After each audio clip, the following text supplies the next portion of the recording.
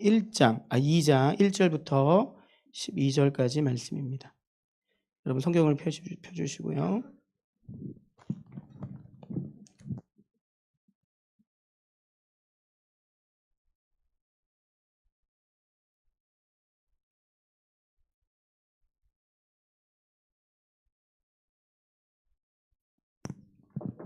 마태복음 2장 1절부터 12절까지 말씀 같이 한 목소리로 봉독하시겠습니다. 시작. 헤롯 왕 때에 예수께서 유대 베들레헴에서 나심에 동방으로부터 박사들이 예루살렘에 이르러 말하되 유대인의 왕으로 나신 이가 어디 계시냐? 우리가 동방에서 그의 별을 보고 그에게 경배하러 왔노라 하니 헤롯 왕과 예루살렘이 듣고 소동한지라. 왕이 모든 대제사장과 백성의 서기관들을 모아 그리스도가 어디서 나겠느냐 물으니 이르되 유대 베들레헴이오니 이는 선지자로 이렇게 기록된 바 또 유대 땅 베들레헴아 너는 유대 고을 중에서 가장 작지 아니하도다. 내게서 한 다스리는 자가 나와서 목자가 되리라 하였음이니이다. 이에 헤롯이 가만히 박사들을 불러 별이 나타난 때를 자세히 묻고 베들레헴으로 보내며 이르되 가서 아기에 대하여 자세히 알아보고 찾거든 내게 구하여 나도 가서 그에게 경배하게 하라. 박사들이 왕의 말을 듣고 갈새 동방에서 보던 그 별이 문득 앞서 인도하여 가다가 아기 있는 곳 위에 머물러 서 있는지라. 그들이 별을 보고 매우 크게 기뻐하더라. 집에 들어가 아기와 그의 어머니 마리아가 함께 있는 것을 보고 엎드려 아기께 경배하고 보배압을 열어 황금과 유황과 예물로 드리니라. 그들은 꿈에 헤롯에게로 돌아가지 말라 지시하심을 받아 다른 길로 고국에 돌아가니라. 아멘. 본문을 중심으로 마태복음 강의 네 번째 시간입니다. 뜻을 확인하고 참여하라. 뜻을 확인하고 참여하라 라는 제목으로 하나님 말씀 증거하도록 하겠습니다. 서로에게 인사하겠습니다. 뜻을 확인하고 참여합시다. 네, 이제 목사님 모시고 여러분들 가끔 예배 시간에 핸드폰에 정신 팔려 있는 친구들이 가끔 있어요. 예. 교회 올 땐 기본적으로 자기 성경 제가 갖고 오시고 없는 사람들은 돈 주고 사라고. 알겠죠? 용돈 모아서 사고. 여러분 내가 값을 지불해야 소중한 줄 알아요. 아시겠죠? 부모님한테 사달라고 하든가 아니면 용돈만 사든가 여러분 가진 성경을 때 묻은 성경을 갖고 오시고 성경책을 핸드폰이나 패드로 보는 것도 좋은 습관은 아니에요. 왜냐하면 핸드폰과 패드가 성경책만 보여주는 기능만 있는 게 아니어서 그래요. 예배 시간에 갑자기 톡이 오면 정신 또 팔리잖아. 그죠? 그러면 안 돼. 굉장히 좋지 않은 습관이에요. 교회에 이제 나온 지 얼마 안 되고 교회 문화를 잘 모르는 친구들한테는 유예 기간을 줄 수 있지만 신앙생활을 오랫동안 했는데도 여전히 그러고 있으면 답이 없는 거야. 알겠죠? 목사님 원래 되게 무서운 사람이에요, 여러분들. 그렇게 보여요? 목사님 한번 무서우면 되게 무서워. 근데 솔빛교회에서는 발톱을 다 숨겨놓고 있거든. 근데 제가 여러분들 사랑하는 만큼 그 발톱이 튀어나올 수도 있어. 예배 시간에 핸드폰 꺼내놓은 친구들 안 돼요. 주머니 넣어. 가방 속에 넣고. 꺼내지 마요. 아시겠죠? 여러분을 위해서 그렇게 하라고. 여러분을 위해서. 한 주에 한 번 하나님께 드리는 예배의 시간이 여러분 한 주의 삶을 좌지우지할 텐데 그 시간도 하나님께 집중하지 못하는데 한 주의 삶을 어떻게 하나님께 집중을 합니까? 하나님께 집중하지 않은 그의 삶이 어떻게 정상적인 삶이 될 수가 있겠습니까? 아시겠죠? 공적인 예배를 잘 드려야 개인적인 삶의 예배가 가능한 거예요. 이 예배도 제대로 못 드리는데 삶의 예배가 가능하겠습니까? 여기서 해야 돼요. 주일날 올 때는 여러분들 가장 좋아하는 옷들, 정장 입고 오라는 얘기 안 할 거예요. 목사님도 넥타이 안 매잖아요. 가장 좋아하는 옷들, 깨끗한 옷을 차려입고 하나님 앞에 이 시간을 제게 은혜를 주세요라는 것도 필요하지만 하나님께 저를 선물로 이 시간 저 자신을 드립니다 하는 게 더 건전한 예배예요. 아시겠죠? 그래서 깨끗하게 세수도 하고 깨끗하게 씻고 와서 정돈된 모습으로 예배를 드리면 하나님께서 더 귀하게 여기실 거라 믿습니다. 그리고 그렇게 준비된 그릇이 잘 준비돼야 하나님 거기서 복을 주세요. 하나님이 좋은 사례를 만들어 나가고 싶어 하시거든요. 안 좋은 사례에 복을 주시면 그게 또 다른 사례가 되기 때문에 하나님께서 복을 주시기 전에 그릇을 만드신단 말이에요. 그릇이 잘 준비되어야 된단 말이에요. 우리 교회는 전반적으로 어른 예배나 청소년 예배나 할 거 없이 예배에 대한 태도가 너무 좋거든요. 정말 좋은 편이에요. 이렇게 좋은 교회가 많지 않을 거예요. 정말 좋아요. 그런데 그렇다고 기준을 낮출 필요는 없어. 낮출 마음이 없어요. 더 높은 기준을 향해 가고 싶어요. 그러니까 여러분들 예배 가운데 하나님 앞에 이 시간 온전히 드리는 귀한 시간 되기를 소망합니다. 자, 본문의 내용은 예수님께서 이 땅에 오시는 굉장히 역사적이고 중요한 사건을 담고 있어요. 그 오시는 사건이 구약부터 오랫동안 예언되었고 준비되었고 그 약속대로 오셨어요. 예수님이 이 땅에 오시는 것은 하나님의 뜻이 성취되는 굉장히 중요하고 역사적인 날이에요. 근데 오늘 본문을 보니까 그 일이 진행되는 과정에 몇 사람이 등장을 하고요. 한 부류의 사람은 그 뜻을 오랫동안 기다리고 있다가 그 뜻이 이루어진 것을 보고 기뻐하고 감격하는 사람이 있고, 한 부류의 사람은 극도로 무관심하게 살다가 결국 그 무관심은 결국 하나님의 뜻에 대적하는 자리로 갈 수밖에 없거든요. 무관심하며 살다가 대적하는 자리로 가는 그 사람에 대한 얘기가 나와 있습니다. 일단 그 내용을 좀 살펴볼게요. 1절, 2절 화면을 보고 같이 읽겠습니다. 2장 1절, 2절 시작. 헤롯 왕 때에 예수께서 유대 베들레헴에서 나심에 동방으로부터 박사들이 예루살렘에 이르러 말하되 유대인으로 왕으로 나시니가 어디 계시느냐? 우리가 동방에서 그의 별을 보고 그에게 경배하러 왔노라. 아멘. 동방의 박사 3명이 예수님 태어나신 그곳을 별을 보고 따라서 온 이야기입니다. 그런데 동방에서 왔다고 하는데 그 동방이란 장소가 몇 가지 설이 있는데 가장 유력한 설이 페르시아라는 곳이라는 설이 있어요. 그럼 그 페르시아에서 여기까지 왔다라고 가정을 하면 걸어서, 그 당시엔 교통편이 없잖아요. 그냥 걸어 다니는 게 유일한 교통편이었잖아요. 그 걸어서 온다면 넉 달에서 5달이 걸려서 그 별을 보고 찾아왔답니다. 넉 달에서 5달, 4달에서 5달이 걸쳐서 예수님 태어나시는 그 별을 보고서 쫓아서 예수님 와가지고 왜 왔느냐? 경배하기 위해 왔다는 겁니다. 그냥 보러 온 거예요. 그 예배하러. 그만큼 간절히 하나님의 뜻이 이루어지는 그 자리를 기다렸던 사람들에 대한 얘기를 하고 있습니다. 반면에 이 하나님의 뜻에 거의 무관심하게 살다가 관심 있는 척은 했는데 결국 그 하나님의 뜻을 막아서는 사람의 이야기가 나와요. 7절, 8절, 2장 7절, 8절 같이 읽겠습니다. 시작. 이에 헤롯이 가만히 박사들을 불러 별이 나타난 때를 자세히 묻고 베들레헴으로 보내며 이르되 가서 아기에 대하여 자세히 알아보고 찾거든 내게 구하여 나도 가서 그에게 경배하게 하라. 아멘. 무관심하게 살다가 헤롯 왕이 등장해요. 무관심하게 살다가 그 소문을 듣고 가서 찾으면 나한테도 얘기해 줘. 나도 경배할 거야 라고 얘기는 하는데 사실상 거의 관심이 없었던 사람 헤롯 왕에 대한 얘기가 나와요. 그리고 그 사람이 이것 때문에 상황이 불리하게 되니까 오히려 예수의 태어나심을 방해하는 자리에 서게 됩니다. 2장 16절 말씀 같이 읽겠습니다. 시작. 이에 헤롯이 박사들에게 속은 줄 알고 심히 노하여 사람을 보내어 베들레헴과 그 모든 지경 안에 있는 사내 아이를 박사들에게 자세히 알아본 그때를 기준하여 2살부터 그 아래로 죽이니. 아멘. 그러니까 뭐 중간에 뒤틀린 과정이 있었어요. 그 과정 속에서 2살 아이에 그 예수인 것 같은 아이들 다 죽여버려라 하면서 하나님의 뜻에 무관심하며 살다가 자기한테 불리한 일이 생기니까 하나님 뜻을 대적하는 그 반대 자리에 서게 되는 겁니다.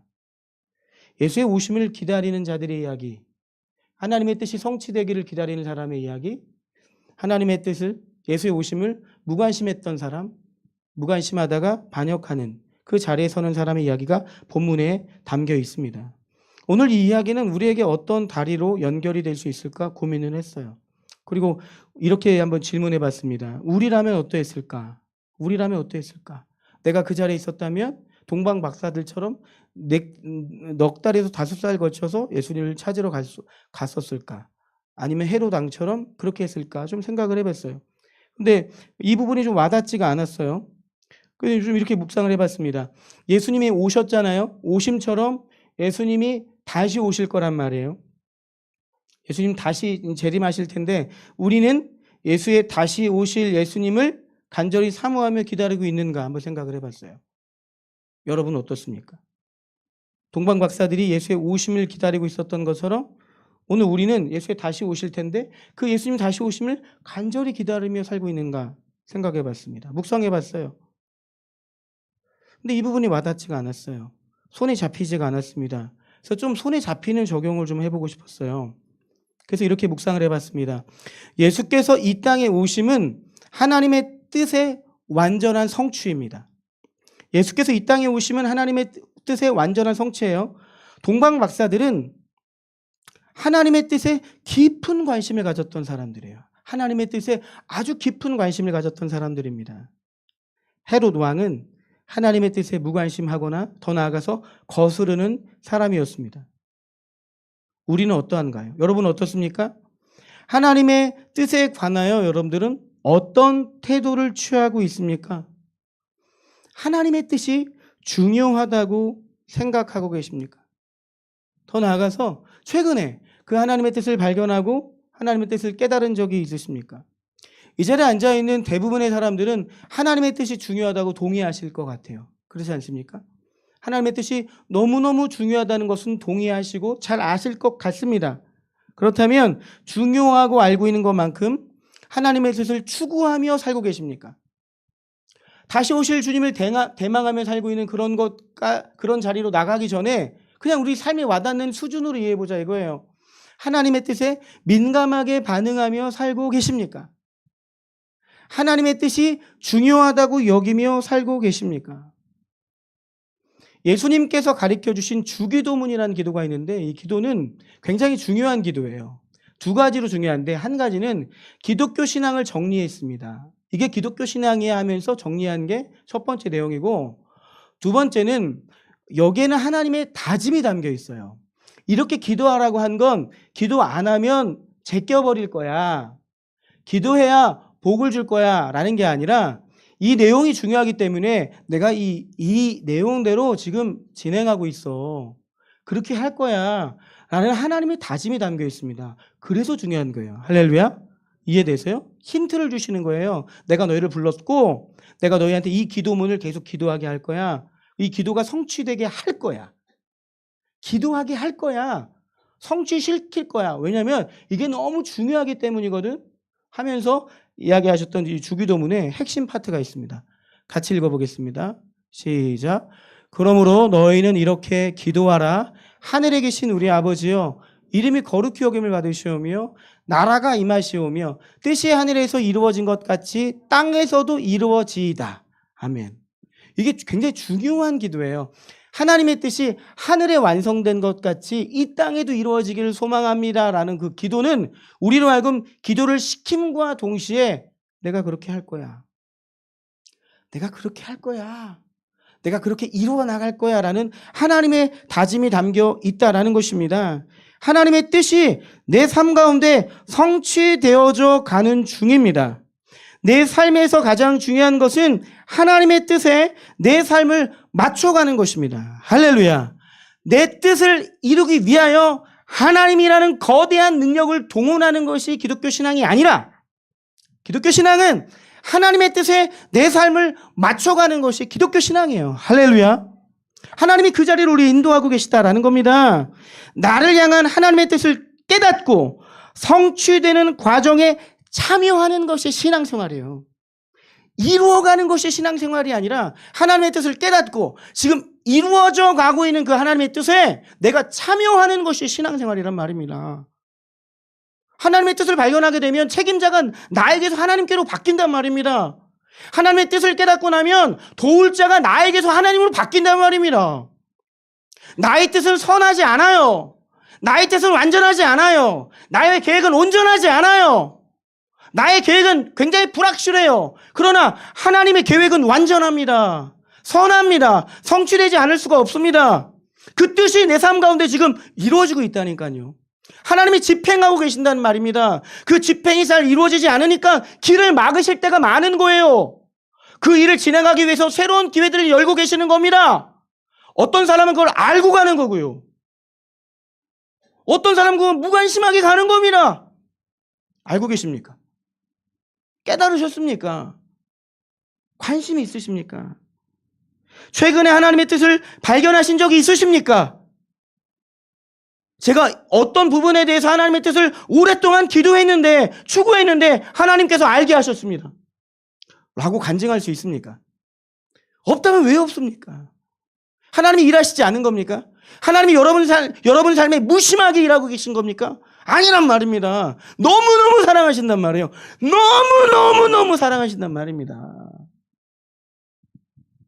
깊이 관여하고 계세요. 눈을 여셔서 보셔야 됩니다. 귀를 열고 들으셔야 됩니다. 보셔야 돼요. 그리고 참여하는 거예요. 내가 이루어가는 게 아닙니다. 내가 이루어가다가 망친 경우들이 얼마나 많이 있습니까? 힘 빼란 소리 많이 하시죠. 제가 야구를 참 좋아하는데, 좀 혹시 모르시는 분들이 계실까봐 어제 그 강의 그 야구 그 시합 제가 다시 갔었거든요. 리벤지 매치가 있어서. 근데 다시 지난번에 제가 패대기 쳤다고 얘기 기억나시나요? 투수했는데 완전히 엉망으로 하고 왔다고. 예, 어제 홈런 하나 치고 2루타 2개 쳤습니다. 할렐루야. 박수 칠 것까지는 아니고요. 야구할 때도 중요한 게 뭐냐면 이게 휘두를 때 힘줘서 휘두르면 홈런이 안 나와요. 가볍게.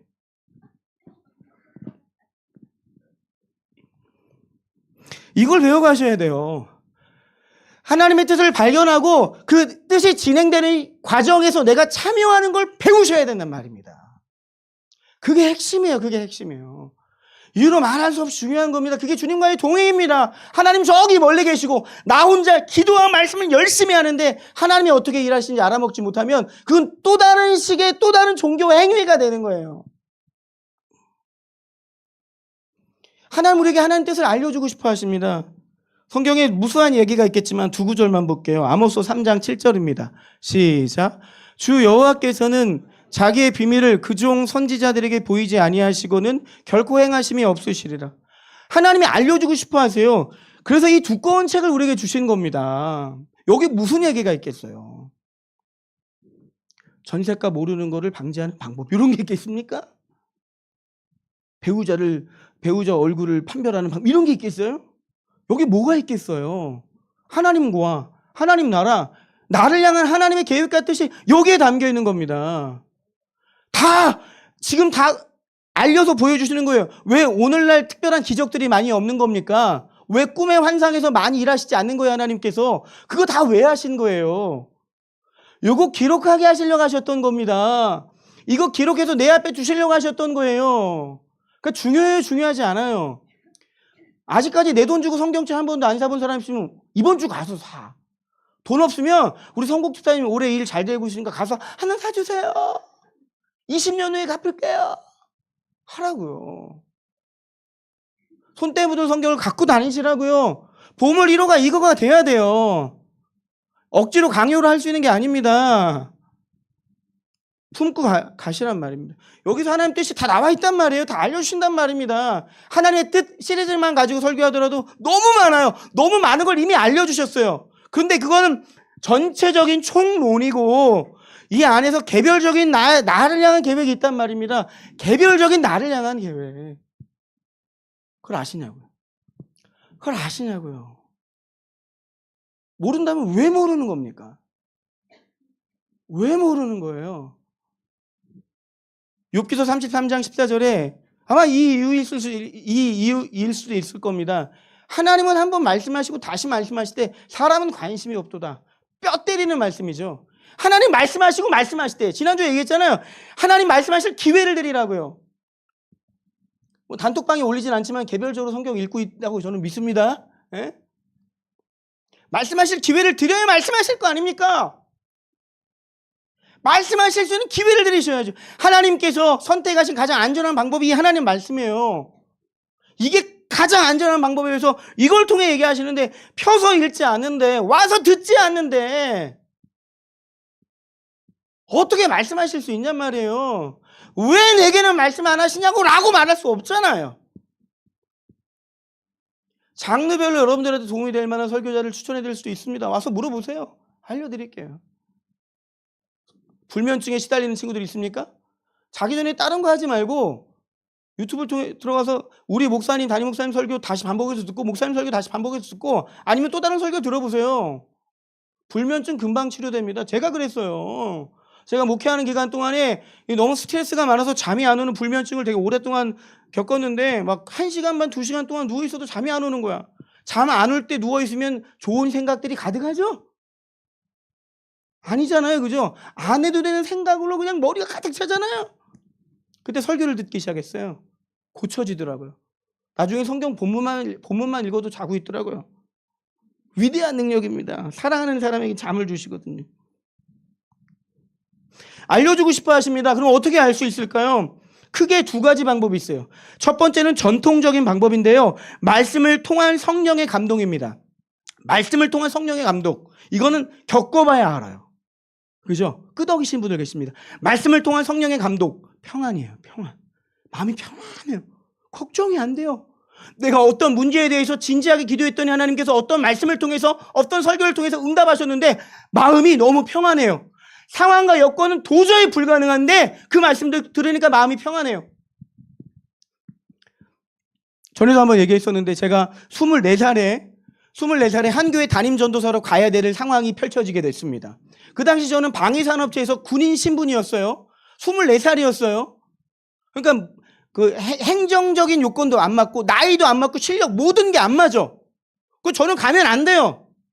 근데 기도했어요. 어쨌든 분위기가 가야 되는 분위기니까. 그리고 기도하는데 그날 그 저녁에 잠언 19장 21절 말씀을 통해서 사람의 마음에는 많은 계획이 있어도 오직 여호와의 뜻만이 완전히 서리라. 이 구절이 통 튀어나와서 제 가슴에 훅 박히면서 마음이 평안해지는 거예요.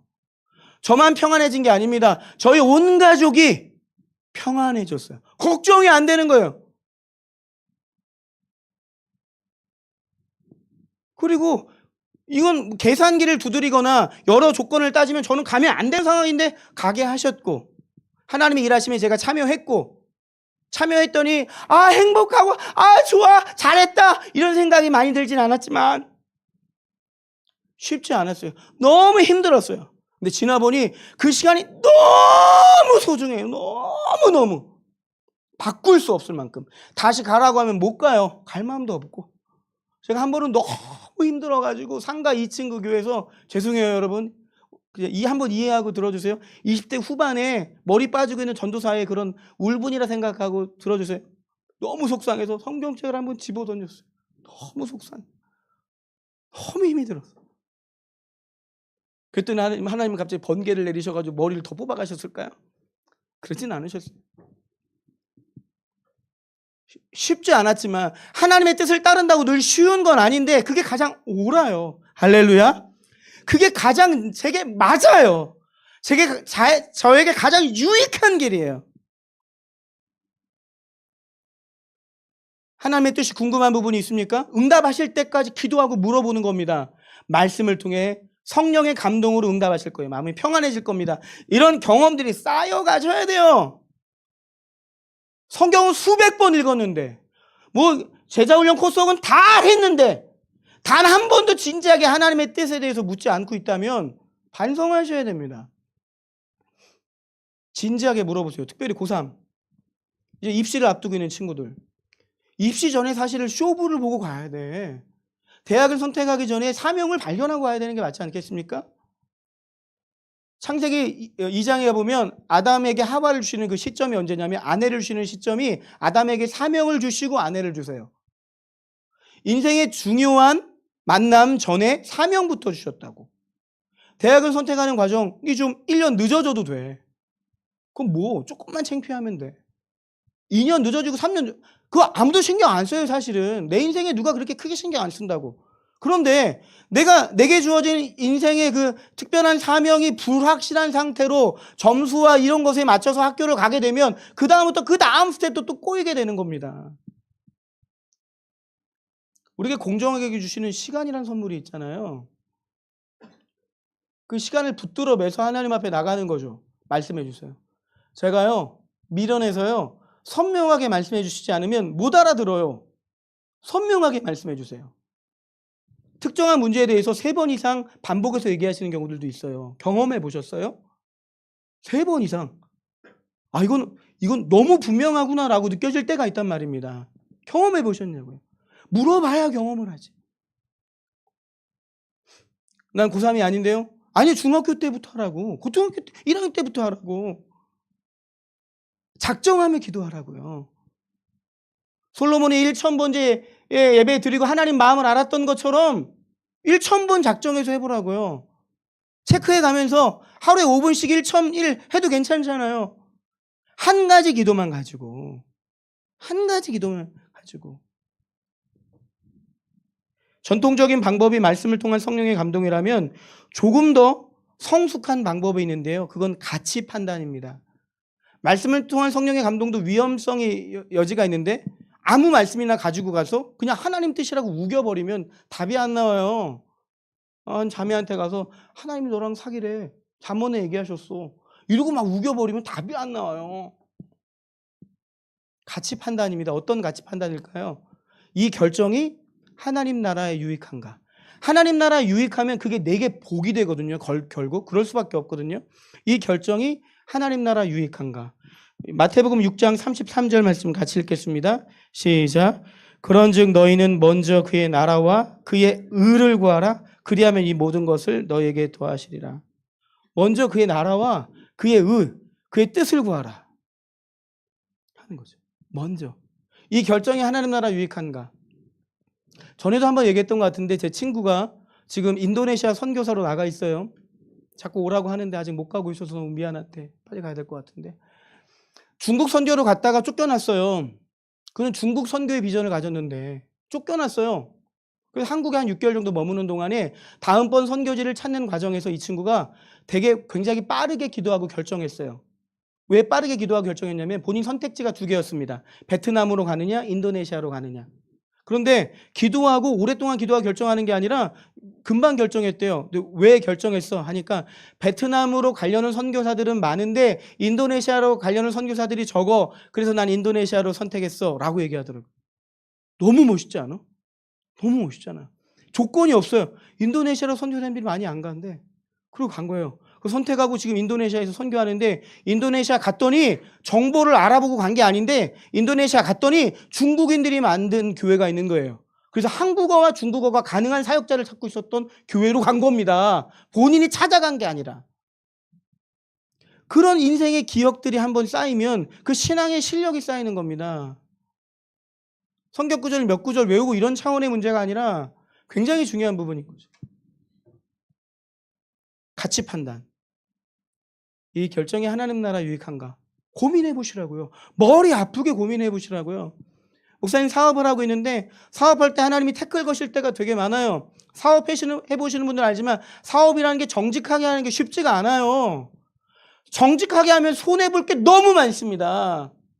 그래서 애매하게 할 때 많이 있었어요. 목사지만 손해보기 싫어서 편법을 부릴 때도 많이 있었어요. 근데 그때마다 하나님 태클을 거시는 겁니다. 버티는 거죠, 일단. 남들도 다 이렇게 해요. 먹고는 살아야 되잖아요. 칭얼거렸단 말이에요. 그럼 뭐해? 하나님 저를 어정쩡하게 사랑하시는 게 아니고 저에게 어설픈 복 주려고 하시는 분이 아니거든요. 그럼 항복했죠. 항복하고 났더니 망하게 하시는 분이 아니란 말이에요. 전에는 못 봤던 길을 보여주시더라고요. 전에는 안 보였던 길을 보여주시더라고요. 그걸로 사는 겁니다, 하나님의 사람들이. 정직하면 망한다고요? 하나님이 계신데 어떻게 망합니까? 하나님이 계신데 어떻게 세상은 그게 가능하죠. 하나님 나라에서는 그게 불가능합니다. 기본적으로 망하는 게 불가능한 존재가 되는데 어떻게 망합니까?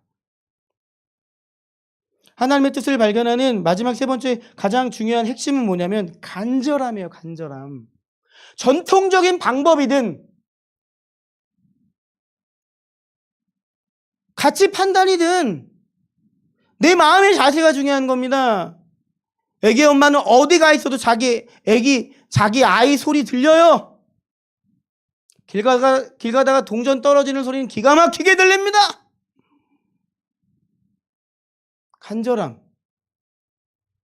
간절함이 들려요. 보여주세요. 악인은 공의를 깨닫지 못하나 여호와를 찾는 모든 찾는 자는 모든 것을 깨닫느니라. 젊은 사자는 궁핍하여 줄일지라도 여호와를 찾는 자는 모든 좋은 것에 부족함이 없으리로다. 제비가 자기 새끼들한테 먹이를 줄 때 이제 하나씩 먹이를 물어다 이렇게 주는데요. 아주 특이하게 한 번 갔다 돌아오면 다 똑같이 생겼잖아요. 새끼 제비들한테 골고루 이거 나눠주는 게 쉽지 않은데 그 학자들이 연구해 보니까 거의 골고루 먹이를 준대요. 이유를 봤더니 얼굴 생김새를 보고 판단하는 게 아니라 한 번 배부른 놈은 입 벌리는 게 작대요. 목마른 애일수록 입을 크게 벌리더라 이겁니다. 그러면 그 큰 입에다가 넣어주는 거죠.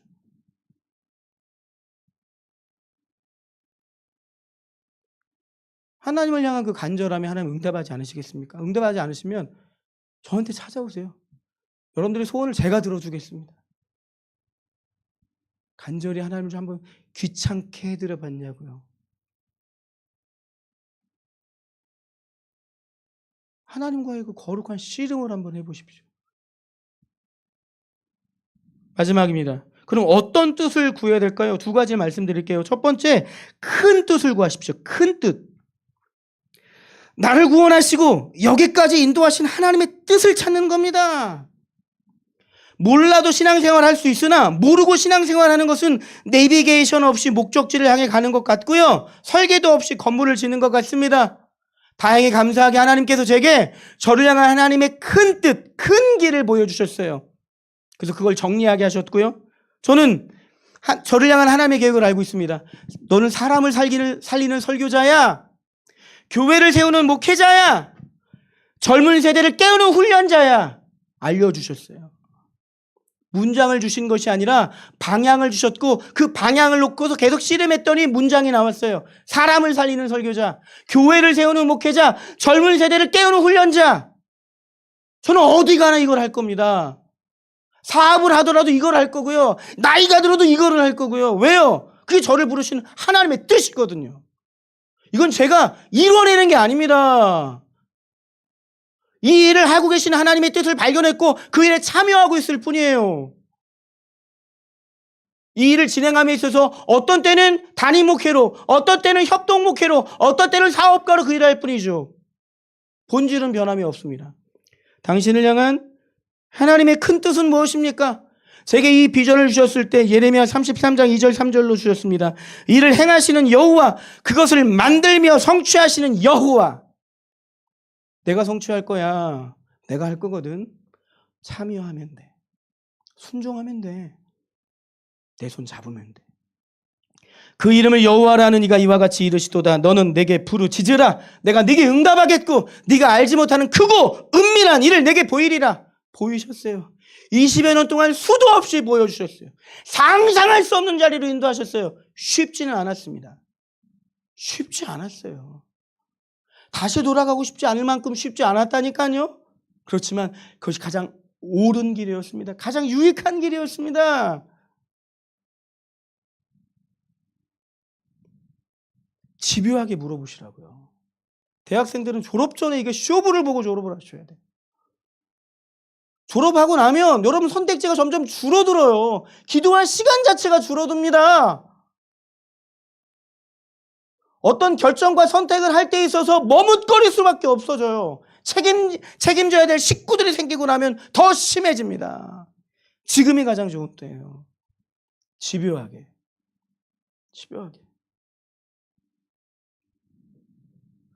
큰 뜻을 구하고 이제 이해를 돕기 위한 분리예요. 작은 뜻을 찾으십시오. 인생을 살다 보면 도움이 필요할 때가 있고요. 길이 막힐 때가 있죠. 신앙의 여정을 돌아보니 하나님이 가장 많은 이야기를 하실 때가 길을 막아놓고 이야기하실 때가 제일 많더라고요. 신앙생활을 처음 할 땐 길이 막혔을 때마다 원망하고요. 불평하고 화가 나고요. 속상하고요. 넘어졌는데요. 이제는 아예 안 그렇다는 얘기가 아니고요. 이제는 조금 더 성숙해서 길이 막힐 때마다 귀를 엽니다. 라임 괜찮죠? 길이 막힐 때마다 귀를 엽니다. 랩 하나 들고 가사 써봐. 괜찮지? 나는 길이 막힐 때마다 귀를 열어. 저만의 이야기가 아니라 시편의 수많은 기자들의 고백이기도 합니다. 시편 3편에 있는 이 말씀 볼게요. 같이 읽겠습니다. 시작. 여호와여 나의 대적이 어찌 그리 많은지요. 일어나 나를 치는 자가 많으나이다.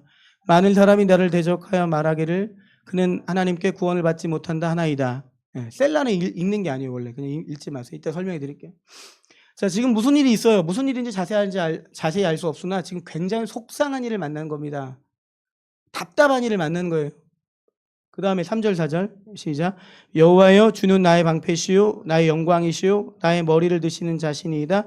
내가 나의 목소리로 여호와께 부르짖으니 그의 성산에서 응답하시도다. 길에 막혀서 기도했더니 응답하셨어요. 그리고 그 다음 5절 6절 5절 6절만 읽을게요. 시작. 내가 누워 자고 깨었으니 여호와께서 나를 붙드심이로다. 천만인이 나를 에워싸 진친다 하여도 나는 두려워하지 아니하리이다. 굉장히 속상하고 답답하고 막혀있는 상황에서 하나님께 부르짖었더니 하나님 응답하셨어요. 알게 하셨어요. 그러고 났더니 마음이 평안해지는 수준이 아니라 다 덤벼. 이게 된 거예요. 지금 움츠러들고 있었는데 하나님의 뜻을 깨닫고 나니까 다 덤벼. 이러고 있는 겁니다. 여기 셀라라는 괄호 열고 있는데 이게 정확한 단어 뜻은 모른대요. 근데 이런 의미를 갖고 있다고 합니다. 멈춰서 들으라. 원래 그러니까 이거 읽을 때 이 셀라는 원래 읽질 않아요. 근데 이게 뭐냐면 이 문장 끝난 다음에 잠깐 멈추는 거예요. 멈춰서 들으라. 흥분하지 마시고 14개 계속 혼자 일만 들지 마시고 길이 막혔을 때 멈춰서 듣는 겁니다. 셀라. 얼마나 많은 얘기를 하시는지 몰라요. 하도 귀를 닫고 사니까 길을 막아서 귀를 열게 하시는 거죠. 그렇게 삶의 현장에서 신앙의 실력이 쌓여가는 겁니다. 흔들리지 않은 신앙의 실력이 쌓여가는 거죠. 솔빛교회 공동체로 부름받은 여러분들이 이 공동체 안에서 하나님의 큰 뜻 뭡니까? 뭐예요? 여러분 개인을 향한? 여러분 누구입니까? Who are you? 당신 누굽니까? 하나님 안에 당신은 누구입니까? 물어볼 때 저는 누구입니다. 저는 뭐입니다. 라고 말할 수 있어야 돼요. 그게 큰 복입니다. 그리고 존귀하고 아름다운 인생 다 덤벼.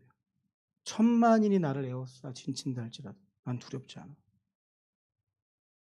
내가 하나님께 부름받은 하나님의 사람인데 내가 내 인생 계획대로 살아는 인생이 아니라 하나님의 계획 안에 참여하고 있는 인생인데 이까지 것들이 다 덤벼. 그게 하나님의 사람들입니다. 거룩한 부르심의 응답에서 하나님을 귀찮게 해드립니다. 하나님이 아우 난 솔빛교회 중고등 애들 귀찮아 죽겠어. 그 막 웃으시는 거예요. 아우 귀찮아 죽겠어. 웃으면서 기뻐서 귀찮아 죽겠어. 라는 얘기 좀 들었으면 좋겠습니다. 그 은혜가 있게 되기를 주의 이름으로 축복합니다. 다 같이 일어나셔서